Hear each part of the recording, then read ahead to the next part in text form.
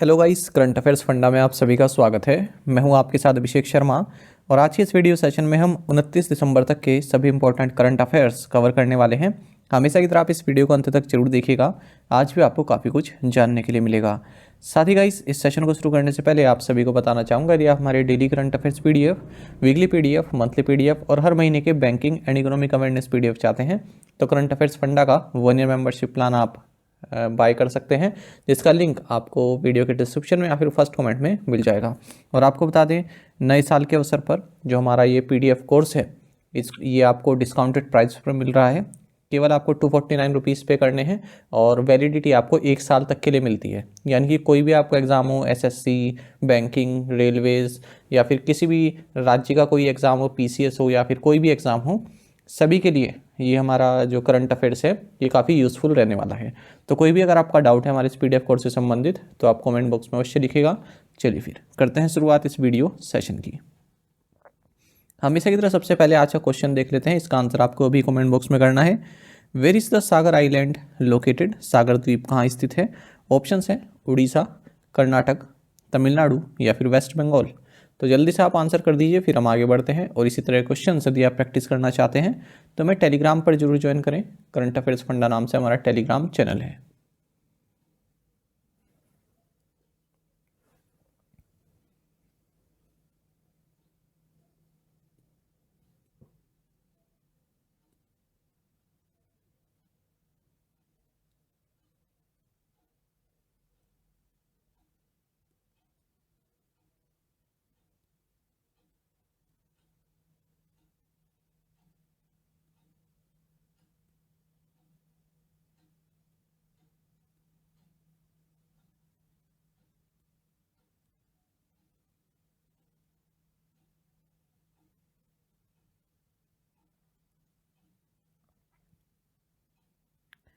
What is the class to which INS Imphal belongs?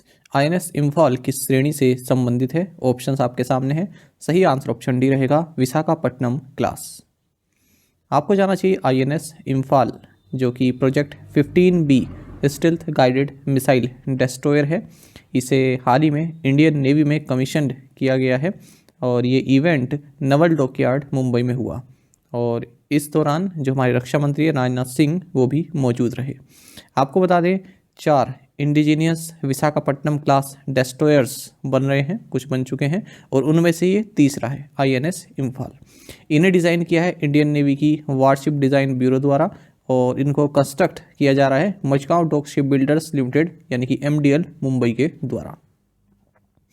आपको जानना चाहिए, जो INS इम्फाल है ये पहली वारशिप है जिसे किसी नॉर्थ ईस्ट सिटी के नाम पर रखा गया है और 75% जो इसका कार्य है वो जो है भारत में ही हुआ है, या फिर आप कह सकते हैं 75% जो इसके पार्ट्स हैं, जो भी इसमें सामान वगैरह लगा है वो सब भारत का है। अच्छा, जो फोर्थ जो डेस्ट्रॉयर रहेगा इसमें प्रोजेक्ट 15B के तहत, इसका नाम होगा INS सूरत। इसे 2024 में कमीशन कर दिया जाएगा।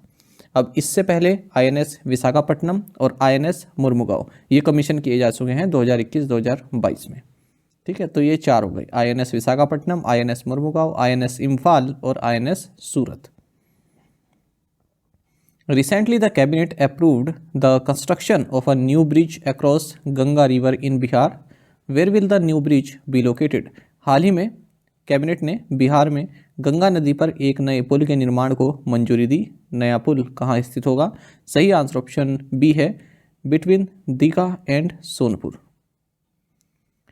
देखिए, cabinet committee on economic affairs इन्होंने अपना अप्रूवल दे दिया है, जिसके तहत एक 4556 metre long 6 lane high level extradosed cable stayed bridge जो कि गंगा रिवर पर बनेगा और ये दीघा को सोनेपुर से कनेक्ट करेगा बिहार में।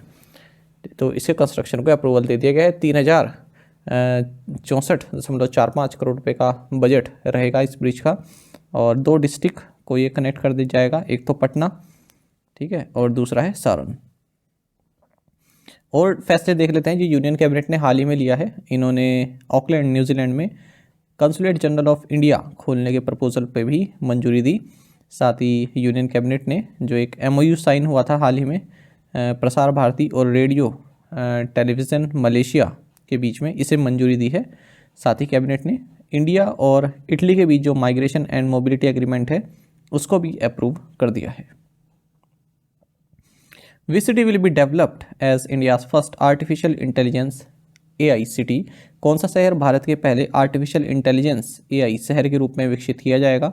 सही आंसर ऑप्शन सी लखनऊ है। आपको जानना चाहिए लखनऊ इंडिया की फर्स्ट आर्टिफिशियल इंटेलिजेंस सिटी के तौर पर डेवलप किया जाएगा। लखनऊ आप सभी जानते हैं उत्तर प्रदेश की कैपिटल है, सिटी ऑफ नवाब्स भी इसको बोला जाता है। लखनऊ लार्जेस्ट सिटी है उत्तर प्रदेश की और सेकंड लार्जेस्ट अर्बन एग्लोमरेशन है उत्तर प्रदेश के कानपुर के बाद।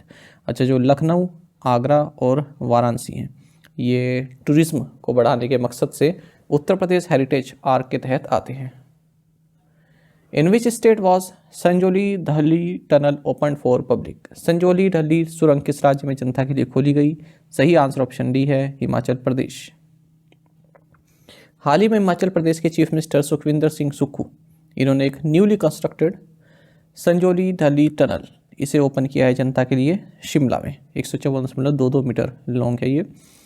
आपको बता दें ये जो टनल है, जो पॉपुलर डेस्टिनेशंस हैं हिमाचल में कुफरी और नलदेहरा, तत्तापानी, नरकंडा, चैल, इन सबको कनेक्ट करेगी। मतलब यहाँ जाने के लिए लोगों के पास जो है अब काफ़ी आसानी से पहुँच पाएंगे।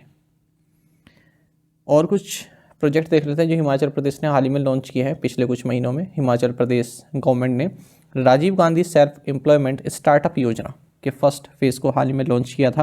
हिमाचल प्रदेश ने मुख्यमंत्री सुख आश्रय योजना भी लॉन्च की थी और हिमाचल प्रदेश गवर्नमेंट ने हिम समाचार ऐप भी हाल ही में लॉन्च की थी।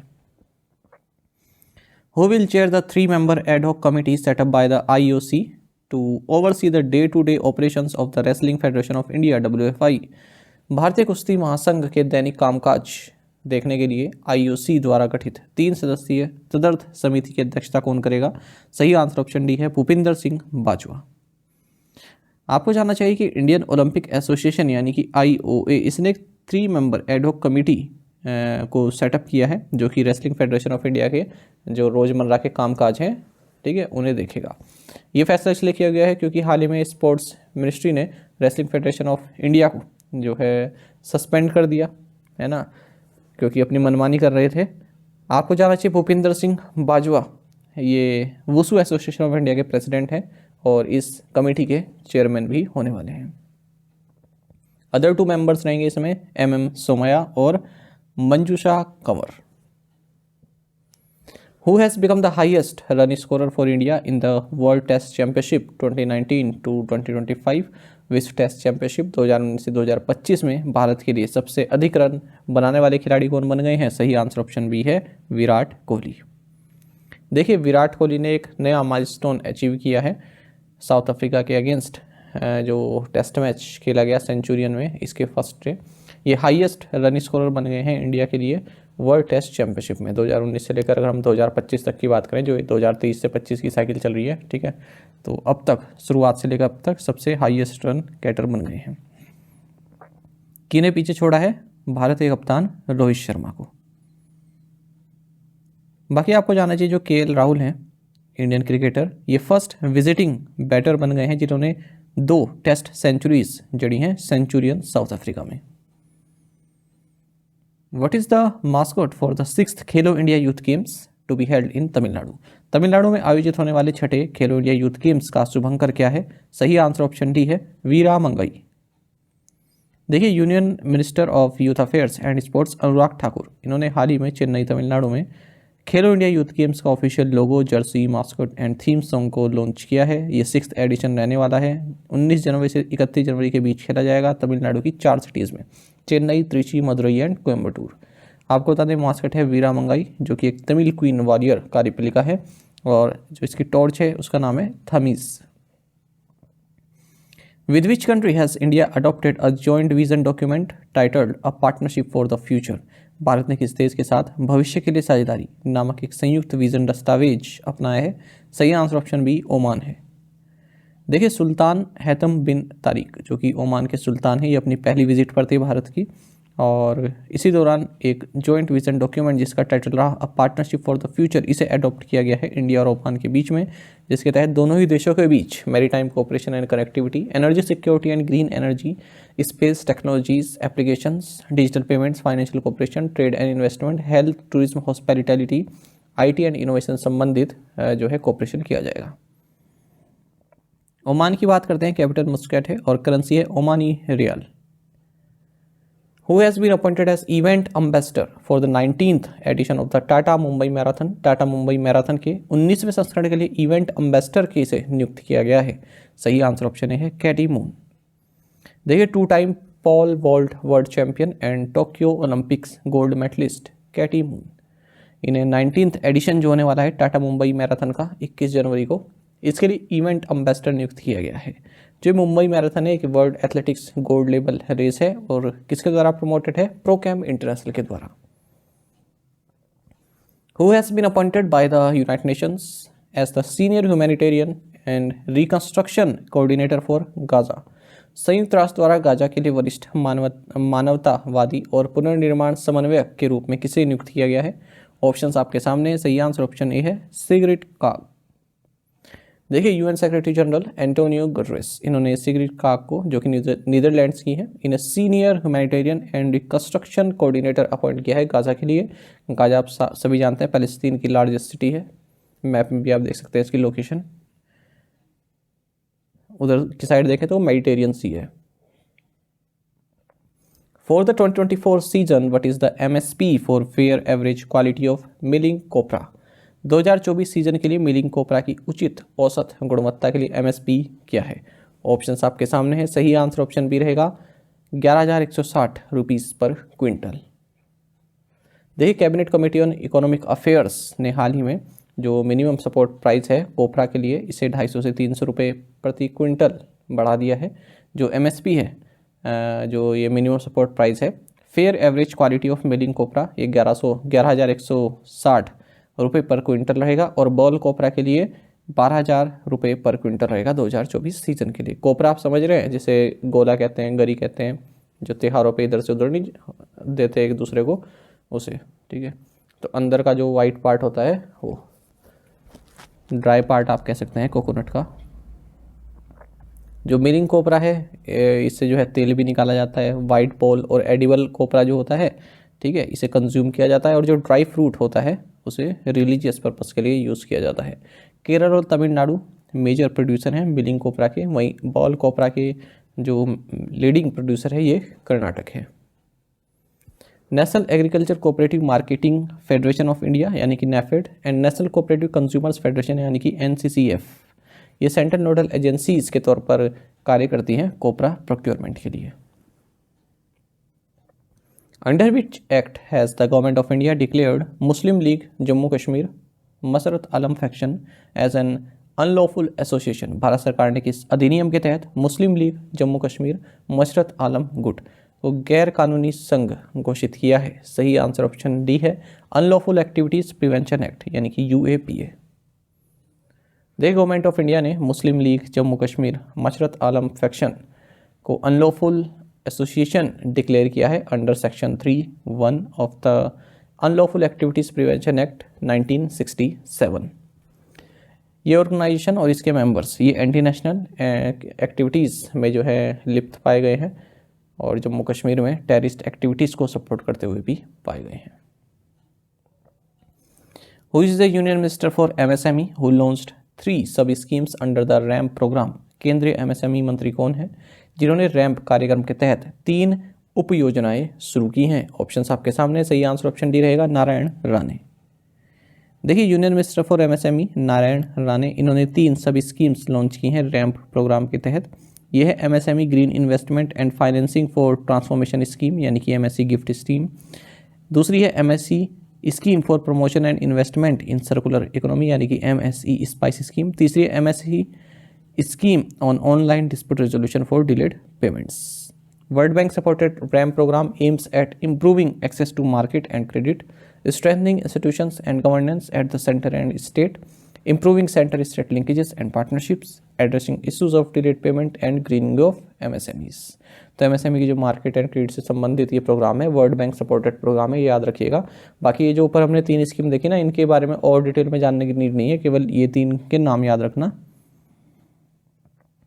Rambagh gate and ramparts in which state has received award of excellence honor in UNESCO Asia Pacific Awards for Cultural Heritage Conservation। सांस्कृतिक विरासत संरक्षण के लिए यूनेस्को एशिया प्रशांत पुरस्कारों में किस राज्य के रामबाग गेट और रैम्पार्ट्स को उत्कृष्टता पुरस्कार सम्मान मिला है? ऑप्शंस आपके सामने है, सही आंसर ऑप्शन ए पंजाब। देखिए रामबाग गेट एंड रैम्पार्ट्स जो पंजाब में है, इन्हें हाल ही में अवार्ड ऑफ एक्सीलेंस प्राप्त हुआ है इस साल के UNESCO Asia Pacific awards for culture heritage conservation में। आपको जानना चाहिए कि जो जूरी रही इन अवार्ड्स के लिए, उन्होंने टोटल 12 प्रोजेक्ट्स को सेलेक्ट किया है अवार्ड्स के लिए। इनमें से 5 चाइना से हैं, 6 इंडिया से हैं और 1 नेपाल से है।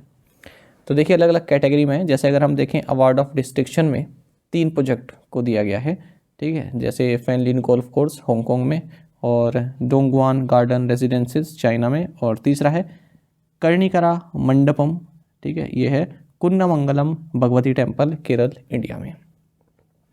अगली कैटेगरी रही अवार्ड ऑफ मेरिट। इसमें 5 प्रोजेक्ट्स को दिया गया है, जिसमें Yan Nan Yuan Peking University Beijing China, दूसरा है पैन फैमिली रेजिडेंस चाइना, तीसरा है church of Epiphany in Haryana India, और चौथा है David Sassoon library and reading room Mumbai, और 5वां है बीकानेर हाउस न्यू दिल्ली।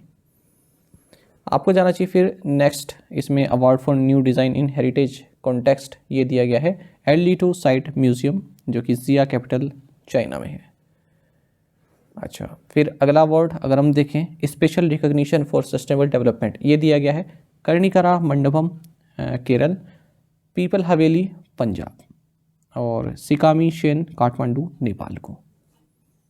बाकी आपको जानना चाहिए साल 2000 से ही ये अवार्ड देते आ रहा है UNESCO Asia Pacific awards for culture heritage conservation programme, ठीक है, जो प्राइवेट इंडिविजुअल्स हैं या ऑर्गेनाइजेशंस हैं जिन्होंने इस तरह की जो हेरिटेज बिल्डिंग्स हैं या स्ट्रक्चर्स हैं उनको कंजर्व किया है, रिस्टोर किया है, उन्हें ये अवार्ड दिया जाता है।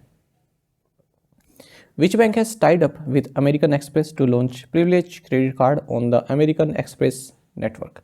अमेरिकन एक्सप्रेस नेटवर्क पर प्रिविलेज क्रेडिट कार्ड लॉन्च करने के लिए किस बैंक ने अमेरिकन एक्सप्रेस के साथ समझौता किया?